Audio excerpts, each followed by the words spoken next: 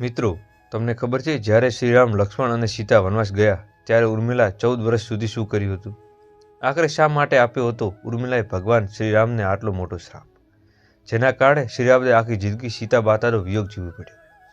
મિત્રો, રામાયણમાં આજ સુધી આપણે શ્રીરામને જોયા, લક્ષ્મણને જોયા, દેવી સીતાને જોયા અને હનુમાનજીની ભક્તિ પણ જાણી, રાવણનું જ્ઞાન જાણ્યું, પણ ક્યારેય એ ધ્યાન ન આપ્યું કે રામાયણમાં જો કોઈ સૌથી વધુ ઉપેક્ષા અને અવગણના કરવામાં આવી હોય તો પાત્ર હોય તો તે ઉર્મિલા છે. ઉર્મિલા લક્ષ્મણની પત્ની અને સીતાની બહેન.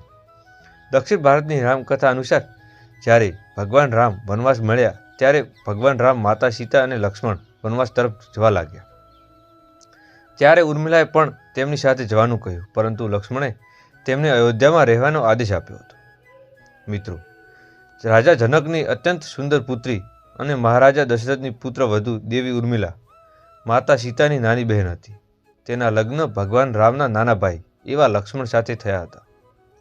રામના વનવાસ સમયે ઉર્મિલા પણ તેની પત્ની લક્ષ્મણજી સાથે પ્રતિવ્રત સ્ત્રી જેમ જીવવા માંગતી હતી, પરંતુ લક્ષ્મણજીએ તેની સાથે લઈ જવાની ઇનકાર કર્યો હતો. ઉર્મિલાએ ખૂબ જ આજીજી કરી હતી.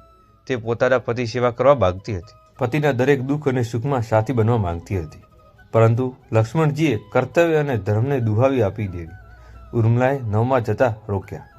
લક્ષ્મણના કહેવા પ્રમાણે હું મારા ભાઈ રામ અને ભાભી સીતાને સેવા કરવા જઈ રહ્યો છું. મને સેવામાં કોઈ ઉપણ નથી જોઈતી. આવા તેમના શબ્દો હતા. તો મિત્રો, આજનો વિડીયોમાં આપણે જાણવાનો પ્રયત્ન કરીએ છીએ કે ભગવાન રામ, લક્ષ્મણ અને સીતા જ્યારે વનવાસ ગયા ત્યારે 14 વર્ષ સુધી ઉર્મિલાએ શું કર્યું હતું. ચાલો મિત્રો, આ વિશે આપણે વાત કરીએ. પૌરાણિક માન્યતા અનુસાર શેષનાગના ઘણા અવતારોનો ઉલ્લેખ છે, જેના રામભાઈના લક્ષ્મણ અને શ્રીકૃષ્ણભાઈના બલરામનું મુખ્ય છે. મિત્રો, રામાયણ અનુસાર લક્ષ્મણજી અને રાજા દશરથના ત્રીજા પુત્ર હતા. તેમની માતાનું નામ સુમિત્રા હતું. લક્ષ્મણ માટે રામ તેમના માતા પિતા, ગુરુ, ભાઈ અને બધું જ હતા, અને તેમના આદેશનું પાલન એને મુખ્ય ધર્મ માનતા હતા. તેઓ હંમેશા પડછાયાની જેમ તેમની સાથે રહેતા હતા. તેઓ ભગવાન શ્રીરામના પ્રત્યે કોઈના અપમાનજનક શબ્દો ક્યારેય સહન કર્યા નથી. વાસ્તવમાં રામના વનવાસ કરતાં લક્ષ્મણનો વનવાસ ઘણો મહાન હતો. 14 વર્ષ સુધી પત્નીનું દૂર રહીને તેમણે રામની સેવા કરી હતી. પોતાનું જીવન લક્ષ્મણને બધાવ્યું હતું. વાલ્મીકી રામાયણ મુજબ ઉર્મિલા જનકનંદની સીતાની નાની બહેન હતી. સીતાના લગ્ન સમયે દશરથ અને સુમિત્રાએ પુત્ર લક્ષ્મણ સાથે તેની સગાઈ થઈ હતી. જ્યારે લક્ષ્મણ, રામ અને સીતા વનવાસ જાય છે ત્યારે પત્ની ઉર્મિલા પણ તેમની સાથે જવાની જીદ કરતી હોય છે, પરંતુ લક્ષ્મણે એમ કહીને ના પાડી દીધી કે અયોધ્યાના રાજ્ય અને માતાઓને તેમની જરૂર છે. ઉર્મિલા માટે તે ખૂબ જ મુશ્કેલ સમય હતો, કારણ કે તે એક જ નવ પરિણીત હતી અને તેનું લગ્ન જીવન હમણાં જ શરૂ થયું હતું. લક્ષ્મણના વનવાસ પછી ઉર્મિલા પિતા અયોધ્યા આવ્યા અને ઉર્મિલાને તેમના પિયર મિથવા આવવાની વિનંતી કરી, જેથી ઉર્મિલાનું તેના પતિથી અલગ થવાનું દુઃખ અને તેની માતા સહેલીઓ સાથે રહેવાનું ઓછું થઈ શકે. પરંતુ ઉર્મિલાએ પોતાના પિયર મિથિલા જવાનો ઇનકાર કર્યો હતો. એમ કહ્યું હતું કે પિતા આદેશ મુજબ તેના પતિના પરિવારના સભ્યો સાથે રહેવું અને તેમના દુઃખમાં ન છોડવું તેનો સૌથી મોટો ધર્મ છે. આ ઉર્મિલા અખંડ પ્રતિવ્રતા ધર્મો છે. જ્યારે લક્ષ્મણ જતો રહ્યો ત્યારે ઉર્મિલા આ સૌથી નાજુક ક્ષણમાં પણ આંસુ વહાવી ન હતી, કારણ કે તેના પતિ લક્ષ્મણે તેની પાસેથી બીજું વચન લીધું હતું કે તે ક્યારે આંસુ નહીં વહાવે, કારણ કે જો તે તેના દુઃખમાં ડૂબી જશે તો તે તેના પરિવારના સભ્યોને સંભાળ રાખી શકશે નહીં. પરંતુ મારા વહાલા મિત્રો, હવે સવાલ એ હતો કે એ થાય છે કે લક્ષ્મણ 14 વર્ષ સુધી તેના પત્ની ઉર્મિલાથી દૂર રહ્યા, તો આ સમયગાળા દરમિયાન ઉર્મિલાએ શું કર્યું? આ સંદર્ભ માન્યતા આધારિત એક દંતકથા છે, વાંચવા મળે છે. આ કથાનું વર્ણન રામચરિત માનસ જેવી બુકમાં આપેલ છે વગેરેમાં જોવા મળતું છે. આ વાર્તા એવી છે કે રાવણના પુત્ર મેઘનાથ એક વરદાન હતું કે જે વ્યક્તિ 14 વર્ષ સુધી ઊંઘ્યો ન હોય ને તે જ જેને હરાવી શકે છે. જો કે લક્ષ્મણના પોતાના ભાઈ રામ અને ભાભી સીતા રક્ષા અને સેવા માટે વ્યસ્ત હતા કે તેમણે 14 વર્ષ સુધી ઊંઘી શક્યા ન હતા. આ દંતકથા અનુસાર ઉર્મિલા તેના બદલે 14 વર્ષ સુધી સૂતી રહી. રાવણના વધ પછી શ્રીરામ, સીતા અને લક્ષ્મણ અયોધ્યા પાછા ફર્યા ત્યારે ભગવાન શ્રીરામે રાજ્યાભિષેક કર્યો તૈયાર શરૂ થઈ તે સમયે લક્ષ્મણ જોર જોરથી હસવા લાગ્યો. જ્યારે લક્ષ્મણને આ હાસ્યનું કારણ પૂછવામાં આવ્યું ત્યારે તેણે કહ્યું કે તેણે આખી જિંદગી આ ક્ષણની રાહ જોઈ હતી કે હવે તે શ્રીરામને રાજ્યાભિષેક થતો જોશે, પરંતુ હવે તેની નિંદ્રા દેવીનું આપેલું વચન પૂરું કરવું પડશે કે જે જેડે તેમણે વનવાસ જતા પહેલા આપ્યું હતું. વાસ્તવમાં નિંદ્રા દેવીએ તેમને કહ્યું હતું કે તે તેમના 14 વર્ષ સુધી પરેશાન નહીં કરે અને તેમની પત્ની ઉર્મિલા તેમની જગ્યાએ સુખ છે. નિંદ્રા દેવીએ તેમની આ વાત એક શરતે માની હતી કે અયોધ્યા પાછા ફરતા સાથે જ ઉર્મિલા ઊંઘ ઉડી જશે અને લક્ષ્મણને સૂવું પડશે.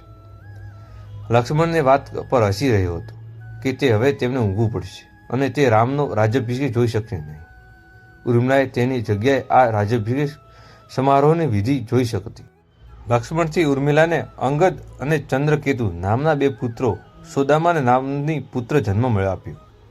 અંગદ ઓગણિયામાં પુરીથી સ્થાપના કરી અને ચંદ્રકેતુએ ચંદ્રકાંતપુરીની સ્થાપના કરી. અન્ય દંતકથા અનુસાર લક્ષ્મણની જીવનનું મુખ્ય કારણ ઉર્મિલાનું પ્રતીક વાર્તા ધર્મ માનવામાં આવે છે. મિત્રો, મેઘનાદથી હત્યા બાદ તેમણે મૃતદેહની શ્રી રામજીનું યુદ્ધ વાછાણીમાં રાખવામાં આવ્યા હતા. મેઘનાદજીની પત્ની સુલોચના તેમનો મૃતદેહ લેવા માટે આવી. પતિનું કપાયેલું માથું જોઈને સુલોચનાનું હૃદય ઉઠ્યું હતું. તે રડવા લાગી. રડતા રડતા તેણે નજીકમાં ઊભેલા લક્ષ્મણ તરફ જોયું અને કહ્યું, સુમિત્રા નંદન ભૂલથી પણ ગર્વ ન કરે. મેં મેઘનાદના માર્યો છે. મેઘનાદનો નાશ કરવાનો શક્તિ દુનિયામાં કોઈ પાસે નથી. આ તો 2 પતિવ્રતા સ્ત્રીઓનું ભાગ્ય છે. હવે તમે વિચારતા હશો કે જો ઉર્મિલા 14 વર્ષ સુધી નિંદ્રા દેવીના પ્રભાવે સૂતી રહી તો તેમણે લક્ષ્મણીને આપેલા પોતાના આંસુ અને પરિવારના અન્ય સભ્યોની સેવા કરવાનું વચન કેવી રીતે પૂરું કર્યું છે? તો મિત્રો, તેનો જવાબ એ છે કે માતા સીતા પોતાનું એક વરદાન ઉર્મિલાને આપ્યું હતું. એ વરદાન પ્રમાણે ઉર્મિલા એક સાથે 3 કામ કરી શકતી હતી. તો આ રીતે તેમણે પોતાનું વચન પૂરું કર્યું હતું. લક્ષ્મણજીએ પોતાના માતા પિતા સેવા કરવા માટે ઉર્મિલાને અયોધ્યામાં છોડીને જવાનું યોગ્ય માન્યું હતું. તે કદાચ જાણતા હતા કે જ્યારે એ લોકો વનવાસમાં જશે ત્યારે તેમના માતા પિતા એ વાતને ઊંડા આઘાત લાગશે. તેથી લક્ષ્મણજીએ આવી વિકટ ક્ષણોમાં પણ માતા પિતાને સહારો અને સહાનુભૂતિ આપવા માટે ઉર્મિલાને અયોધ્યામાં છોડીને વનવાસ ગયા હતા. કેટલાક પૌરાણિક કથાઓ માન્યતા અનુસાર એવી માનવામાં આવે છે કે ઉર્મિલાના નાજુક ખભા પર મોટી જવાબદારીઓ મૂકી લક્ષ્મણજી ચાલ્યા ગયા હતા. કોઈ પણ સ્ત્રી માટે લગ્ન એ તેની સંપૂર્ણતાની નિશાની છે. દાંપત્ય જીવનની એ અમૂલ્ય ક્ષણો એ જીવનમાં પ્રવાહને કોઈ પણ નવ પરિણીત સ્ત્રીને પોતાના પતિ સાથે વિતાવેલા છે કે વિતાવવાની પસંદ કરે છે. તે ક્ષણો કદાચ ઉર્મિલાના નસીબમાં નહોતી. આ દુનિયામાં કોઈ પણ કન્યા તેની પત્નીને થોડો સમય દૂર રહી શકતી નથી, પરંતુ દેવી ઉર્મિલા તેના પતિથી 1 નહીં 2 નહીં પરંતુ 14 વર્ષ દૂર રહી હતી. નવપરિણીત સ્ત્રી માટે આનાથી મોટો ત્યાગ સમર્પણ હોવું શકે નહીં. આથી આટલા માટે બધા ત્યાગ, બલિદાન અને કષ્ટ સહન કરવા છતાં પણ વચનોથી બંધાયેલી દેવી ઉર્મિલા રામાયણના નિપજ્ય રહી. ઉર્મિલાએ જ સહન કર્યું તે આજની ભાગ્ય જ કોઈ સ્ત્રી કરી શકે. તેથી જો આપણા વર્તમાન દૃષ્ટિકોણથી જોઈએ તો ઉર્મિલા રામાયણના સૌથી અનમૂલ્ય અને પવિત્ર સ્ત્રી પત્નીનો સાથે ત્યાગ, બલિદાન અને સમર્પણ દેવી પણ છે. ઉર્મિલાનું વ્યક્તિત્વ આજની પેઢી માટે સૌથી આદરણીય અને પૂજનીય હોવું જોઈએ. મિત્રો, વિડીયો સારો લાગ્યો હોય તો કોમેન્ટ બોક્સમાં જય શ્રી રામ લખવાનું ભૂલતા નહીં. જય શ્રી રામ. સબસ્ક્રાઈબ કરવાનું ભૂલતા નહીં. જય શ્રી રામ.